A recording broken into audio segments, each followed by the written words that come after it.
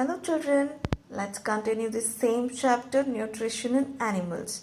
Today we'll be learning about digestion in grass eating animals. As you all know, grass eating animals are domestic animals like cow, buffalo, goat, sheep and many more. All these animals do not have the same digestive system like what we have. They have a slight difference. So what happens here is they continuously eat the grass. You have seen cows and buffaloes. They go for grazing, come sit in one place and start chewing the food continuously. So what happens after they graze? They quickly swallow the grass and store in a part of stomach called the rumen. So what happens? Can you see a rumen? Here you have a picture showing the rumen. This part is where the partially digested food is stored. They gallop the food and store in this rumen part. This partially digested food is called the cud. What happens? They graze, come sit in one place and brings back the cud to the mouth. These small lumps are chewing process. This chewing process takes place again and this process is called rumination. What happens? This cud comes back to the mouth again. So this process is called rumination. So such animals like whatever animals takes place, the rumination takes place in them. Such animals are called as ruminants. So the grass is very rich in cellulose. This cellulose is a kind of carbohydrate. This cellulose cannot be digested in human beings. We cannot digest this cellulose. Ruminants have sac-like structure called cecum. The cecum is located in between the large intestine and the small intestine. So this cellulose is digested by the action of some bacteria which is not present in human beings.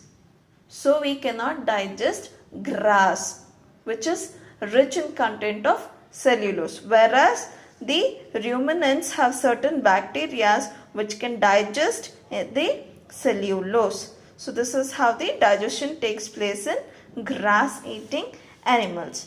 Now so far we have learned about the digestion in human beings and also the grass eating animals. There are certain organisms which do not have the digestive system nor the mouth. So how does this happen in them?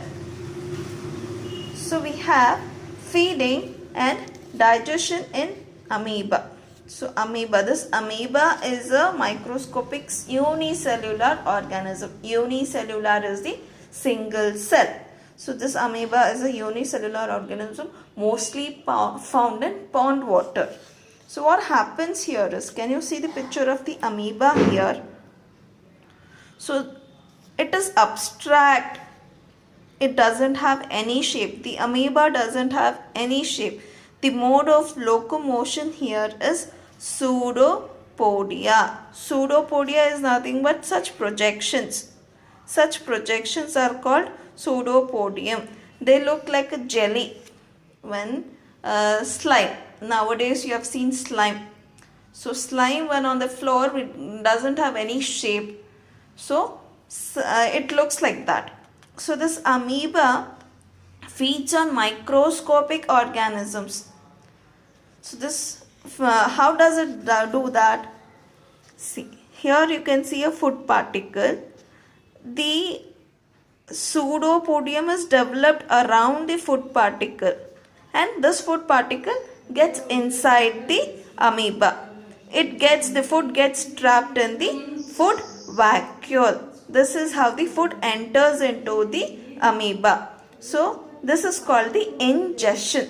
After this process, the digestive enzymes are secreted and the food has been digested and also absorbed.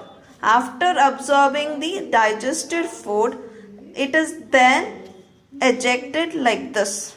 When the food is being absorbed and digested, it just leaves out the food like this. This is called as egestion.